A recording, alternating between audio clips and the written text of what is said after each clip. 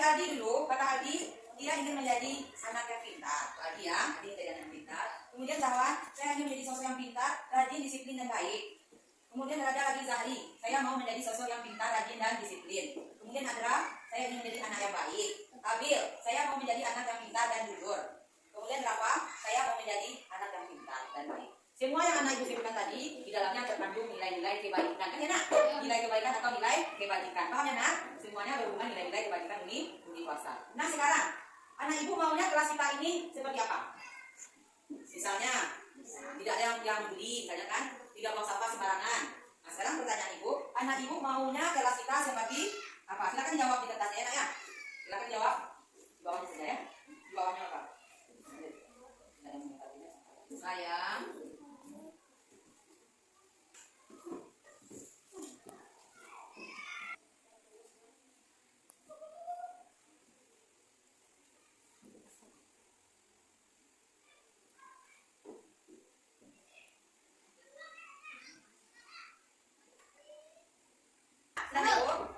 Lanjutkan. Saya menginginkan kelas yang seperti apa? Nah, silakan di bawah depan di bawah saya.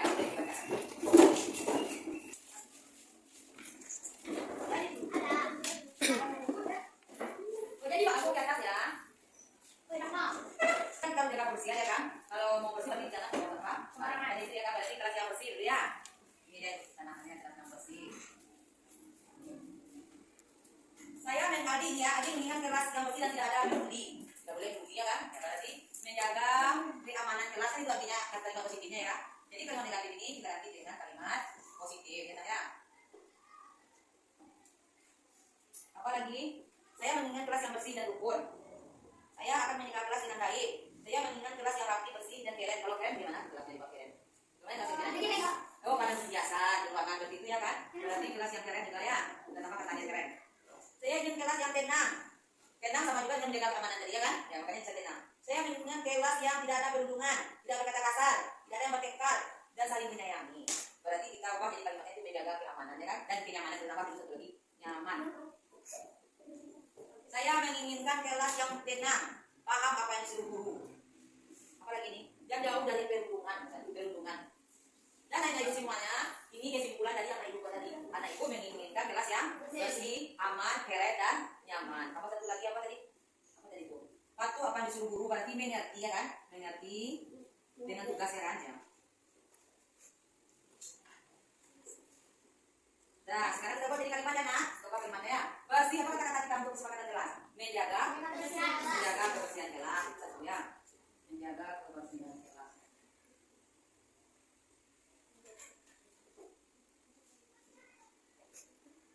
Siapa yang bisa mencoba tuliskan Tira. Nanti tempel di karton kita ya. Yang pertama apa tadi kesepakatan kita? Menjaga kebersihan kelas tadi balik lagi.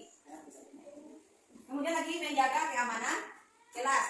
Bagaimana cara kita menjaga keamanan kelas? Tidak boleh berarti. Jangan begini aja kan? Dengan uji keempat teman. Ya kan? Kita harus saling menghargai. Menjaga keamanan kelas.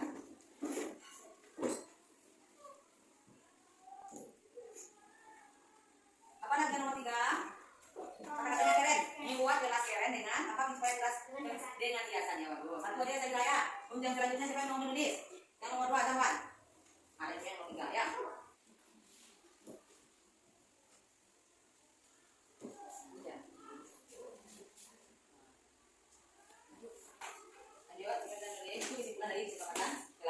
Coba lihat baca lihat kesepakatan kelas yang 5 ini bagaimana dia baca.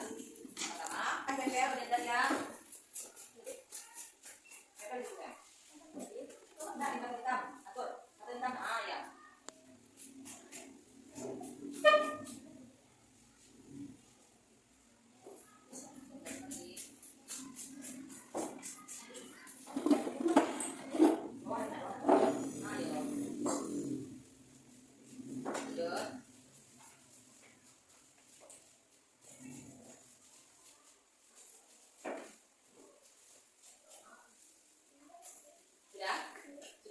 Sekarang coba tinggal di depan kita.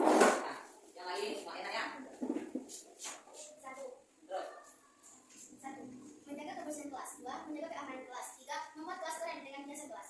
4. Mengerjakan tugas tepat waktu. 5. Tertib selama dalam kelas. Paham ya Ibu? Berarti ada 5 kesepakatan kelas yang harus kita sepakati selama semester 1 ini. Yang akan Ibu laksanakan.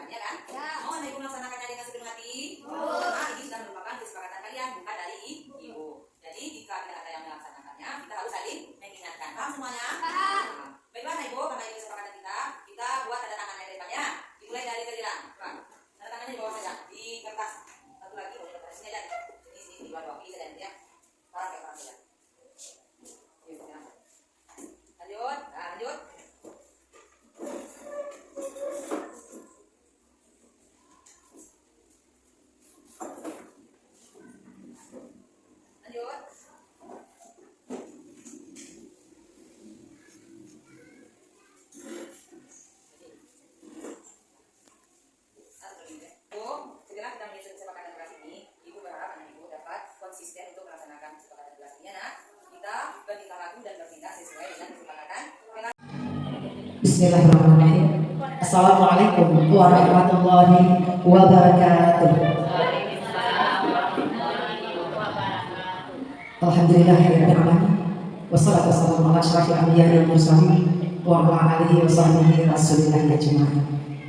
Yang saya hormati dan yang saya banggakan, Majelis Guru Bapak Ibu Guru SDN 42 Pasar Durian Mangkopok. Pertama sekali rasa puji dan syukur marilah kita aturkan kehadiran Allah Subhanahu wa Ta'ala, karena pada pagi hari yang berbahagia ini Allah pertemukan kita, Allah berikan kita kesehatan dan kesempatan untuk berkumpul di ruangan ini dalam rangka pembuatan aksi nyata oleh salah seorang guru saya, Ibu Fida Rahmatika SPD, calon guru penggerak Angkatan 10 Kabupaten Naga, Sumatera Barat. Salam dan salam kita mohonkan kepada Allah, semoga disampaikan kepada pucuk pimpinan umat, yakni Nabi besar Muhammad Sallallahu Alaihi Wasallam. Pertama sekali saya sampaikan, selaku kepala sekolah saya merasa bangga kepada salah seorang dari majelis guru saya yang bisa, yang lolos untuk menjadi salah seorang guru, calon guru penggerak. Nah, pada hari ini beliau membuat satu program aksi nyata. Program aksi nyata salah satu dari program calon guru penggerak. Nah, dari program aksi nyata tersebut yang akan ditampilkan, yang akan dipaparkan oleh Ibu Fida Rahmatika adalah tentang disiplin positif. Dalam hari ini perlu juga saya sampaikan, disiplin positif tersebut sangatlah penting, sangat perlu dipahami oleh Bapak Ibu guru dalam memberikan satu konsekuensi kepada siswa. Disiplin positif itu perlu kita tanamkan, karena disiplin itu bermacam, disiplin positif dan disiplin biasa. Sebagai kepala sekolah, untuk sambutan itu saja yang dapat saya sampaikan. Mudah-mudahan bermanfaat dan mari kita berikan terus kepada Ibu Fida Rahmatika. Terima kasih atas perhatiannya. Mohon maaf atas segala kekurangannya. Assalamualaikum warahmatullahi wabarakatuh.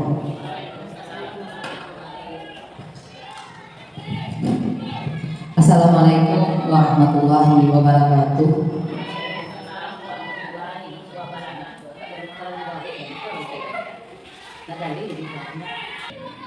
Bismillahirrahmanirrahim. Assalamualaikum warahmatullahi wabarakatuh. Yang sama-sama kita hormati Ibu Kepala Sekolah SD Negeri 42 Pasar Durian. Seterusnya kepada Majelis Guru SD Negeri 42 Pasar Durian yang saya hormati. Puji syukur marilah kita ucapkan kehadiran Allah Subhanahu wa Ta'ala yang telah melimpahkan rahmat dan karunia-Nya sehingga kita dapat melaksanakan kegiatan aksi nyata tentang disiplin positif di sekolah yang kita cintai. Selanjutnya, selawat beriring salam tidak lupa kita kirimkan kepada Nabi besar Muhammad Sallallahu Alaihi Wasallam yang telah membawa umatnya dari alam kebodohan kepada alam yang terang benderang seperti yang kita rasakan pada saat ini. Baiklah Bapak Ibu, untuk menghemat waktu, izinkan saya menyampaikan paparan mengenai disiplin positif yang dapat kita terapkan di sekolah yang kita cintai ini. Budaya positif yang kita angkat yaitu mengenai posisi kontrol dan segitiga restitusi, di mana temanya yaitu transport pendidikan memperkuat kurikulum merdeka melalui budaya positif dan pembelajaran interaktif. Jadi salah satu strategi kita dalam memperkuat pelaksanaan kurikulum merdeka yaitu dengan melakukan budaya positif di sekolah. Saya yakin sekali bahwa Bapak Ibu semuanya sudah melaksanakan budaya positif di sekolah yang kita cintai ini.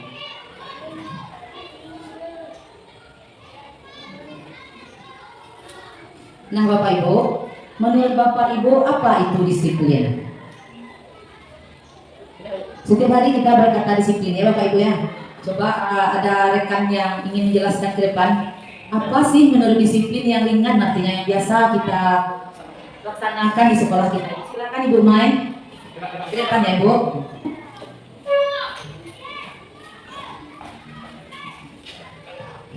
Assalamualaikum warahmatullahi wabarakatuh. Waalaikumsalam. Baiklah teman-teman, saya akan menyampaikan arti disiplin. Disiplin adalah sesuatu yang kita kerjakan atau yang kita laksanakan tepat waktunya sesuai dengan yang telah ditentukan. Gimana? Terima kasih. sesuai kita ya teman-teman, Bapak Ibu semuanya, bahwa yang namanya disiplin itu ada kesadaran dan tepat waktu. Kita lihat disiplin berdasarkan definisi ya Bapak Ibu. Disiplin adalah suatu kondisi yang terbentuk melalui serangkaian tindakan yang menunjukkan nilai kepatuhan dan ketaatan. Jadi dalam kata kunci disiplin itu ada kepatuhan dan ketaatan. Jadi kalau kita patuh dan taat, secara otomatis kita tepat waktu ya Bu Jenny ya. Salah satu nilai karakter tersebut selalu ditanamkan guru di sekolah dengan harapan dapat menciptakan iklim belajar yang kondusif.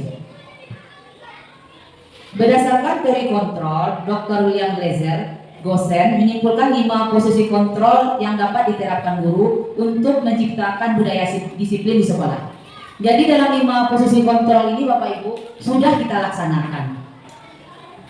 Semuanya sudah kita laksanakan yang 5 posisi kontrol ini. Kita lihat yang pertama penghukum.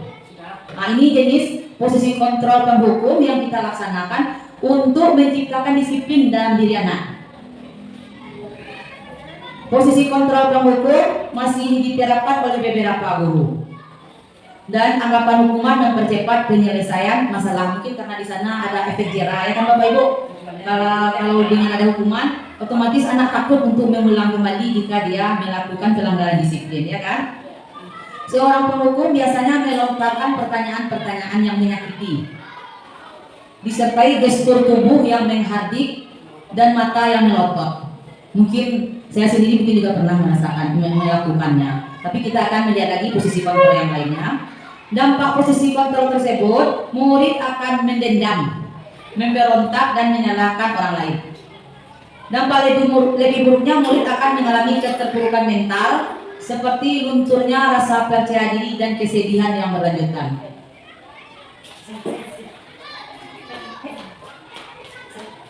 Kita lihat contohnya penyampaian materinya ya Bapak Ibu ya.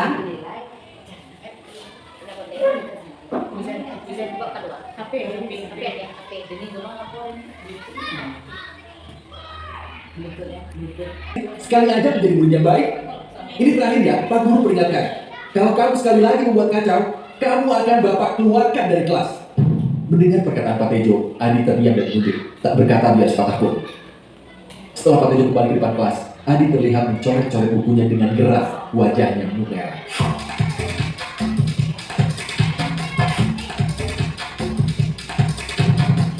Ibu dan Bapak Guru. Nah Bapak Ibu itu tadi contoh dari posisi kontrol penghukum. Menurut Bapak Ibu, apa yang dirasakan murid jika kita melakukan posisi kontrol penghukum tadi? Mungkin murid akan dendam dan rasa percaya dirinya akan luntur ya Bapak Ibu. Jadi posisi kontrol penghukum tidak diharapkan dalam kita menjalani pendidikan di sekolah untuk menciptakan budaya positif. Kita lanjut Bapak Ibu. Posisi kontrol yang selanjutnya yaitu tadi penghukum ya. Yang kedua, pembuat rasa bersalah. Jadi pada posisi ini guru akan berkata lebih lembut. Guru akan menciptakan keheningan yang membuat orang lain merasa tidak nyaman, rasa bersalah, bahkan rendah diri. Posisi kontrol tersebut berdampak pada penilaian diri yang buruk. Murid akan merasa bersalah dan tidak berharga. Tidak seperti dampak posisi penghukum, murid dapat mengungkapkan segala amarahnya meskipun dengan cara negatif. Tadi kita lihat video tadi, anak tadi mencoret-coret bukunya karena dia tidak bisa menjawab apa yang dikatakan oleh bapak tadi ya kan. Kalau dengan posisi rasa bersalah ini, murid dengan perasaan tertekan seperti ini, tapi tiba-tiba dia dapat meletuskan amarahnya sehingga dapat menyakiti diri sendiri dan orang lain. Sekarang coba kita lihat contohnya. Yang membuat rasa bersalah. Biarkan bagaimana kita bisa asik dulu. Kita singkat ini. Oke, presentasi akan dimulai dari Mia ya. Maaf Bu, saya belum menyiapkan bahan presentasi saya. Ya, seharusnya kamu ingat dong bahwa hari ini kita akan presentasi. Ibu sudah memikirkan bagaimana kita bisa asik belajar. Kamu kan tidak mengikuti saja, membuat presentasi saja. Kan ibu selalu ingatkan untuk tepat waktu. Kenapa kamu lupa? Ibu kecewa sekali sama kamu. Seharusnya kamu juga pikirkan sebelum lupa. Gimana ya kalau orang tuamu tahu? Beliau-beliau pasti ingin kamu belajar tekun kan?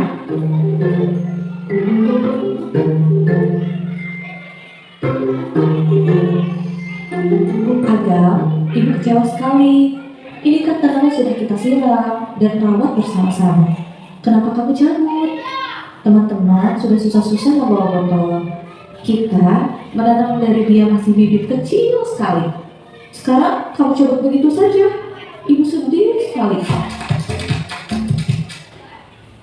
Jadi Bapak Ibu, kalau yang posisi kontrol membuat rasa masalah, berarti guru berkata dengan lemah lembut, namun memberikan kondisi anak yang membuat anak perkataan guru tadi seolah-olah anak merasa menyalahkan dirinya sendiri. Berarti tadi sudah ada dua, yang pertama penghukum, yang kedua pembuat rasa bersalah. Kita lanjut yang ketiga. Posisi kontrol guru sebagai teman. Pada posisi kontrol ini guru tidak akan menyakiti murid, namun akan tetap berupaya mengontrol melalui persuasif. Guru akan bersikap ramah, berkata ramah dengan gestur yang merapat pada murid dan tersenyum jenaka. Kalau tersenyum jenaka, kita sebagai guru tentu wibawa kita akan berkurang, ya Bapak Ibu ya. Dampak posisi kontrol ini dapat positif dan dapat juga negatif. Positifnya yaitu dapat menjalin hubungan yang baik antara guru dan murid, sedangkan negatifnya akan muncul rasa ketergantungan murid pada guru. Di samping itu, murid akan merasa dikecewakan apabila suatu saat guru tidak dapat membantunya. Hal lain yang dapat ditimbul, yakni murid akan berlaku baik hanya kepada guru tertentu saja dan akan berlaku semaunya jika bersama guru lain. Jadi ini juga akan mengakibatkan anak murid pilih-pilih guru jadinya, karena dia merasa yang dekat dengan guru itu saja. Kita lihat contoh dari penerapan yang ada dalam video. Kita lihat posisi kontrol guru sebagai teman.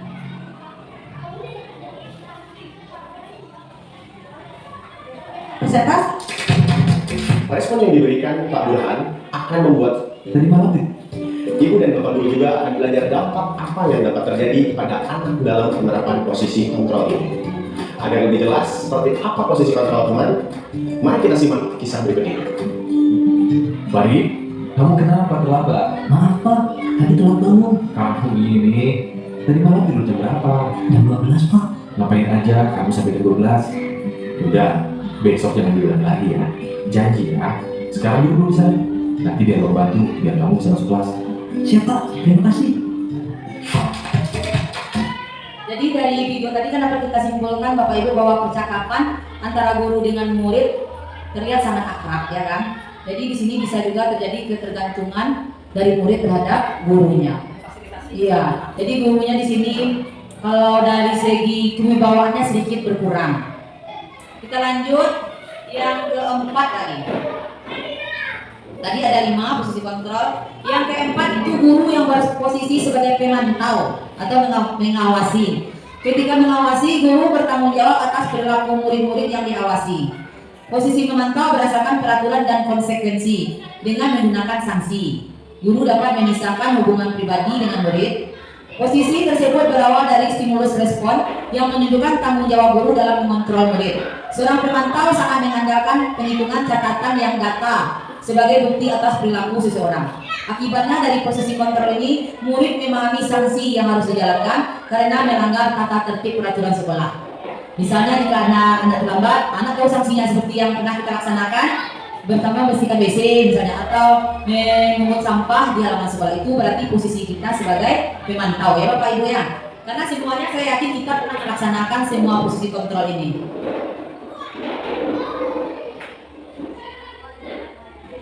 Kita lihat lagi yang posisi kontrol pemantau.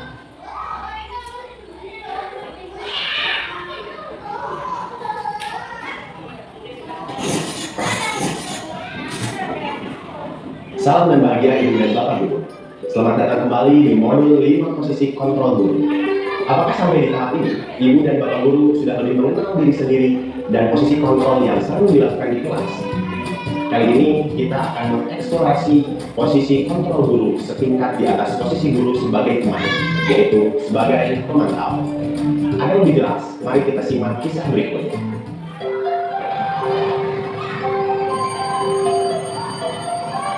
Anak-anak,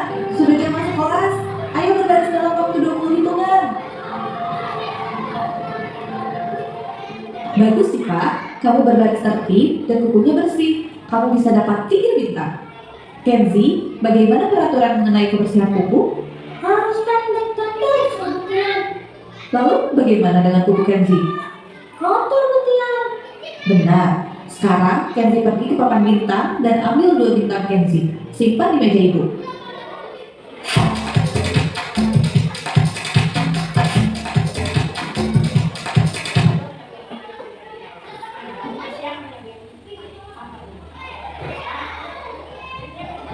Baiklah Bapak Ibu yang tadi video mengenai posisi kontrol sebagai pemantau.